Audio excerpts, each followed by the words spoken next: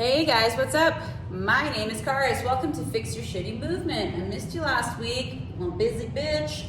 Today should really be called Fix Your Shitty Setup. Because when someone comes to me and they're like, oh, you know, this lift hurts my back or whatever, I just want you to look at it and tell me what you think.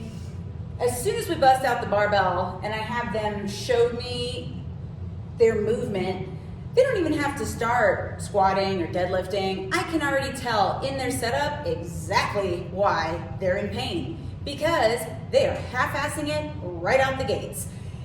You guys, to pick up something heavy, you need to be able to create tension in your body.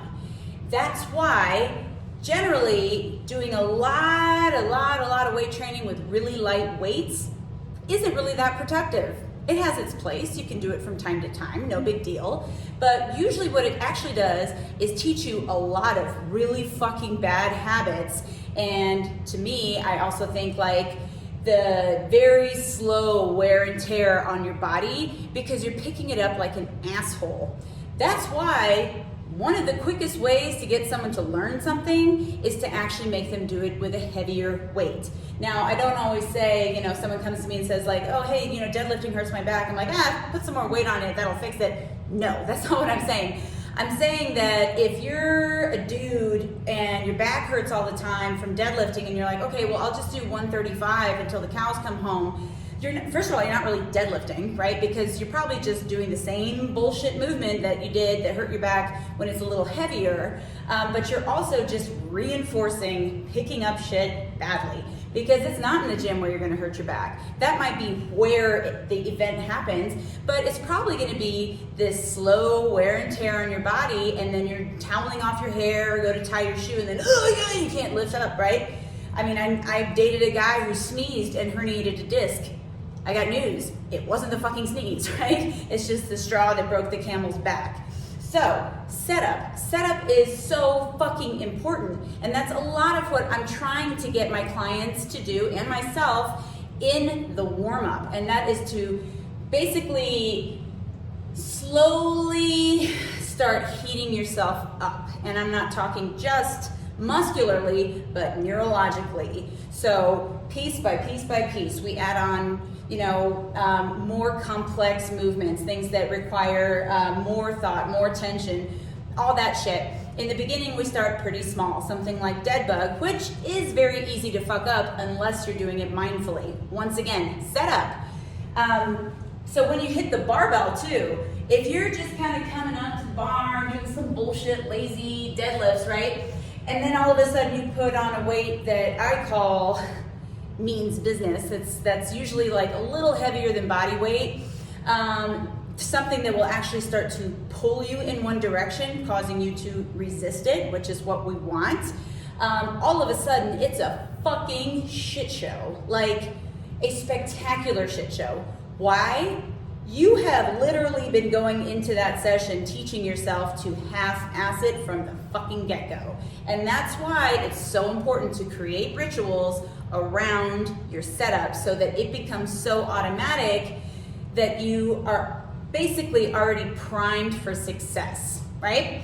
And that's why in powerlifting you'll see these like absurd, you know, setups and stuff. I do the same thing. Why? Because it's putting me in that mindset of I'm generating tension, I'm getting my body where I want it. So I'm gonna use the deadlift as an example because it's the one that's been pissing me off the most this week. So people will approach the bar and they'll come up and just be like chilling, you know, all limp and stuff, or they'll think they're locked out and they're doing something like this, right? Can you brace here? No, you can't. You can't expand, right? If you do expand, you're only gonna expand more this way. You cannot even brace unless you're in the optimal start position, which is a plank. Good job, Cars. So, what's a plank look like? Slight posterior tilt of the pelvis or bias towards one. You won't actually be able to if your knees are straight. So, straighten your fucking knees. Push your feet into the ground. Imagine you're trying to even like grip the floor with your feet. Think ribs down, scapula depressed, triceps engaged, elbows straight, create that maximal tension, and then when you come down, you want to maintain that torso position you just established so you don't have to fucking think about it again. You're already there. Then get those hands in place and then just move your fucking hips. It seems so simple. Yeah. At 115 pounds, I don't have to worry about it. Like I could pick that up horribly, and you know, I might get an achy little like QL or something, but it's not gonna fucking destroy my back. So if I'm doing 115 pounds all the time, how do you think that's benefiting my body? Just like for the fucking hell of it, right? Just kind of like, well, okay, I did my deadlifts today, check that box. If you're picking it up like shit, you are just reinforcing a bad movement pattern. We all have them, we all do. That's why you have to learn about your body. I know, what a bummer. And you have to learn about how you can best strategize around your own bullshit. That's what we all do. Okay, so a lot of times what I see is it's kind of coming down for it and trying to find like a good position. It ain't gonna happen. If the elite lifters set up like assholes, so do you if you actually want to deadlift. The alternative is to just not deadlift. Then you can just hurt your back and blame something else, right? But yeah, no, of all the things in the world that are gonna hurt you, being in a very controlled environment with something that's relatively easy to pick up compared to like a heavy ass suitcase, it's not the barbell that's gonna hurt you. It's your fucking suitcase and your other shitty habits. And when I say I'm lumping myself into that. I'm right there with you. And that's how I know I have to create healthy, strong rituals around every single movement that could potentially hurt me. What a concept. So, for the deadlift, this is what I'm going to use today. Sumo, you set up with your shins right up against the bar, okay? And that way you'll know if you squat, the bar will roll away.